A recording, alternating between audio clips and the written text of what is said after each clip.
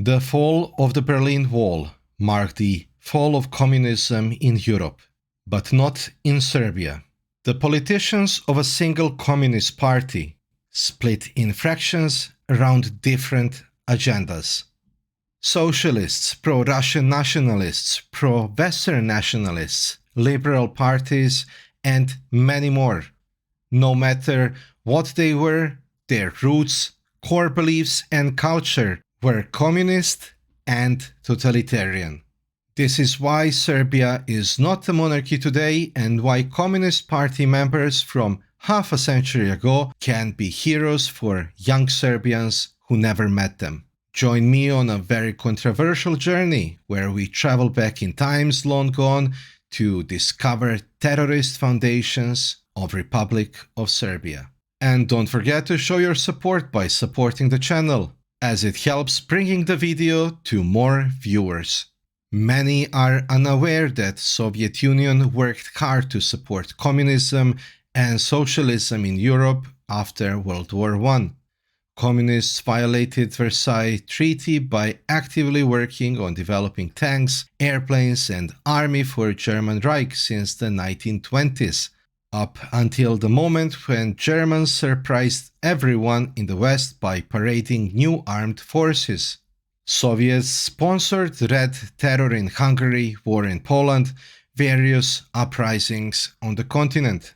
Nazis and Soviets worked together and carved Europe in 1930s, Soviets taking parts of Finland, Baltic states, and splitting Poland with their German allies. Finland and Poland never saw those territories ever again. In Yugoslavia, communists under Moscow instructions engaged in a failed revolution, resulting in a communist party being banned. Another movement that was banned was Croatian Nazi Ustashe movement that carried out assassination of Yugoslav King Alexander in 1934 in Marseille, France. Not surprisingly, just like Soviets and Nazi bromance, sympathies existed between communists and Ustashe during the 1930s, and they were not hidden at all. In the communist magazine Proletar, number 28 from 1932, they published an article, Ustashe Movement in the Croatian Regions. The article, among other things, wrote the following. Recently there has been a spread, especially in Lika and northern Dalmatia, of the Ustashe movement against the Serbian occupying authorities. There have been several conflicts between the armed Ustashes and gendarmes. The Communist Party welcomes the Ustashe movement of the peasants of Lika and Dalmatia and fully sides with them. It is the duty of all communist organizations and every communist to support, organize, and lead this movement. Communists saw Yugoslavia as fake country, a result of Versailles Agreement, and wanted to dismantle it. Soviets signing Molotov-Ribbentrop Agreement in 1939 brought communists closer to Ustashe movement. The World War II came late in Yugoslavia.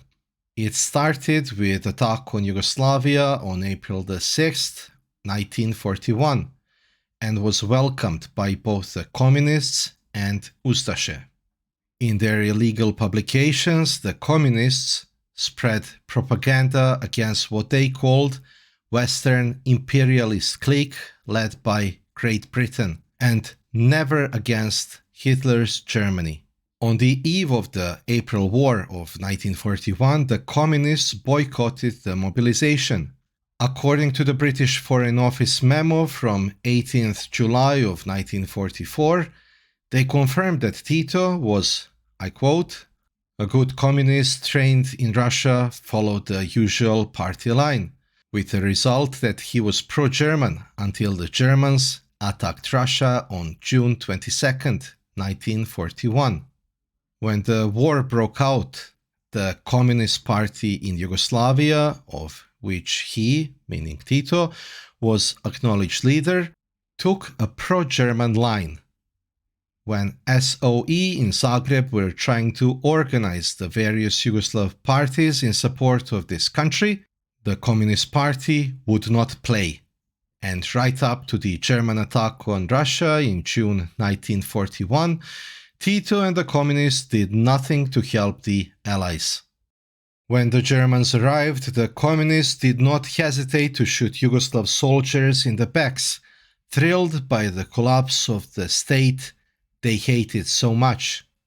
Yugoslavian army collapsed in days after, parts of it fleeing the state, while the government and king went into exile to Greece and Cairo, and finally settling in London.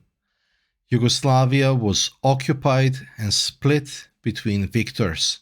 Germans installed puppet regimes in Serbia under Serbian General Nedić and in Croatia with Ustashe movement under Pavelić. There were many military formations reporting to Germans, to Soviets, Italians, to Hungarians, and finally there was one reporting to Yugoslav government in exile. These all forces fought each other, occasionally working together and occasionally negotiating and sometimes working for and with Germans. In broad strokes, let's talk about each of them. In Croatia, Pavelić was leader of the puppet regime and was reporting to Germans.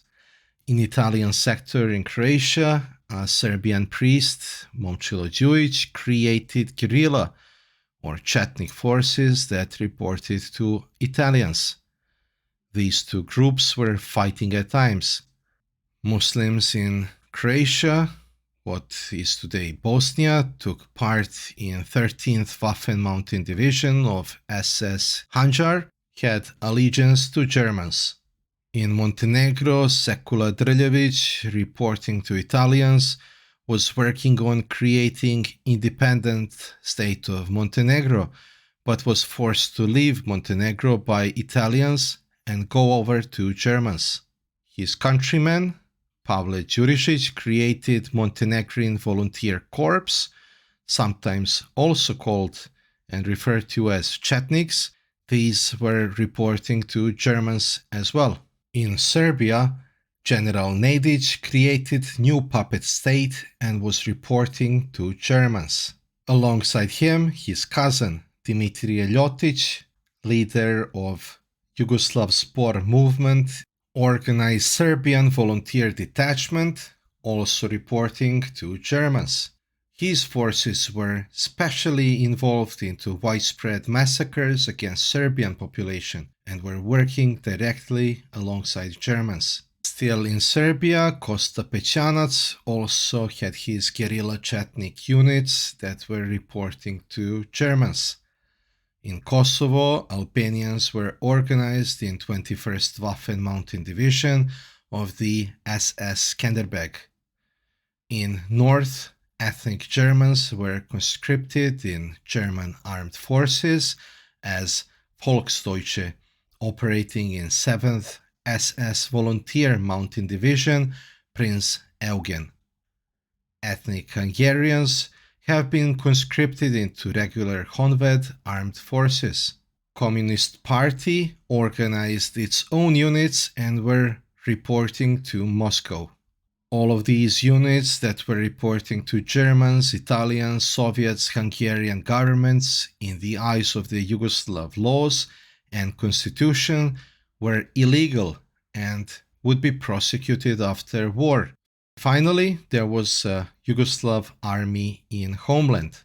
This was led by Dragoljub Mihailović, who was also serving as a minister in the Yugoslav government in exile in London, sending them dispatches and receiving orders. Outside of Yugoslavia, there is one more formation to mention, Yugoslav Army Outside Homeland. These forces that managed to escape Yugoslavia in April were stationed in Egypt and Middle East, and these were mostly Navy and air units. Now back to 1941. Leveraging their alliance with communists, the Germans applied a tactic in Yugoslavia that they had previously used to undermine Tsarist Russia in 1917. At that time, the Germans dispatched Lenin and his Bolsheviks in a special train to incite a civil war, aiming to weaken Russia's front. Russian Empire was gone and Soviets signed a peace treaty with Germans. In the spring of 1941, when the Germans realized that the Serbs will not accept the occupation, their secret police, the Gestapo, began gathering communists who had fled from Spain after the defeat in the Spanish Civil War. According to the data published by the Ministry of Foreign Affairs of the Federal People's Republic of Yugoslavia in 1951, the Gestapo sent 150 Yugoslavs who had fought in Spain to Yugoslavia. The German intentions coincided with the plans of the Communist Party of Yugoslavia, which needed experienced fighters from the Spanish Civil War to carry out a revolution. From April 1941 to June 22nd, when Germans attacked Soviet Union, communists were part of the Soviet-Nazi alliance. Communists were playing friendly football games with German occupiers and taking part in political life. They started working on legalizing Communist Party in Croatia within borders of independent state of Croatia in a similar fashion as the Communist Party of Slovakia was legalized after the Nazi takeover. After the attack on Soviet Union, the Germans in Serbia declared communists as enemies. Germans crushed the Užice Republic at the end of November 1941. But in the next year, after realizing that there were actually very few communists in Serbia, not enough to pose a threat, the Germans changed their tactic. In other words, they once again attempted to use the communists against their main enemies, the Chetniks of the Yugoslav army in homeland, who were reporting to government in London. During the March of 1943, communist delegation led by Kocha Popovic entered into negotiations with General of the German 717th Infantry Division. Communist historians call this and other negotiations with Germans strategic, no matter what they discussed. A German memorandum states that the German partisan conversation took place at Gornji Vakuf, which is west of Sarajevo, on March 11, 1943, from 9:30 to 11 a.m. During the March discussions, the partisan delegation stressed that the partisans saw no reason to fighting the German army. They added that they fought against German troops only in self-defense, but wished solely to fight the Chetniks.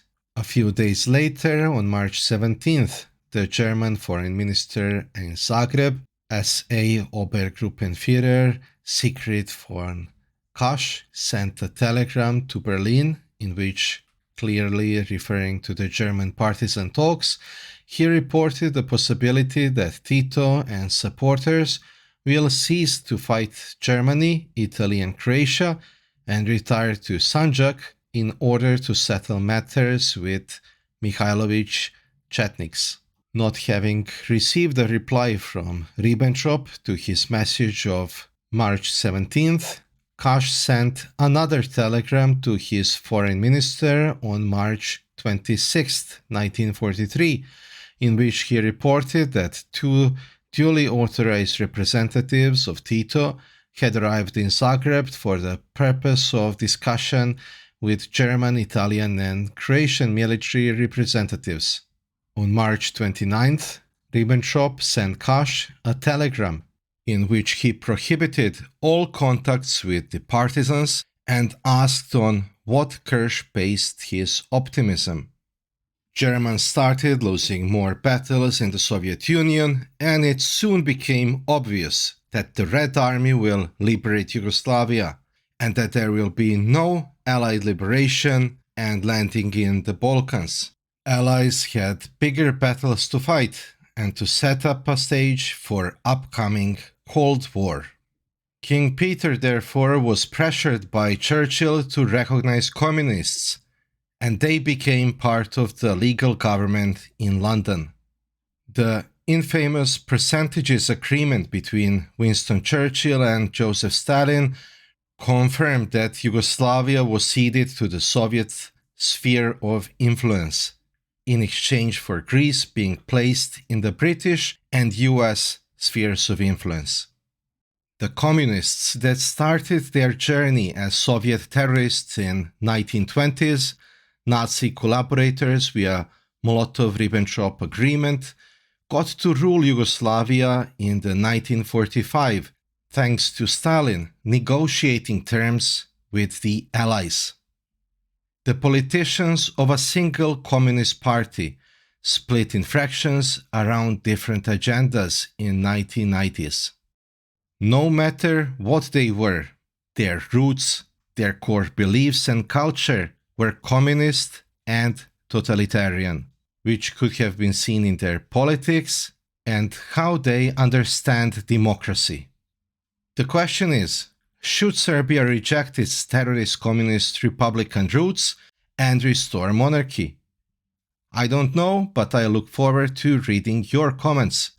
As always, hit the like and subscribe buttons if you did not already.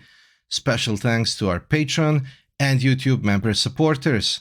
Thanks for watching. See you in the next one.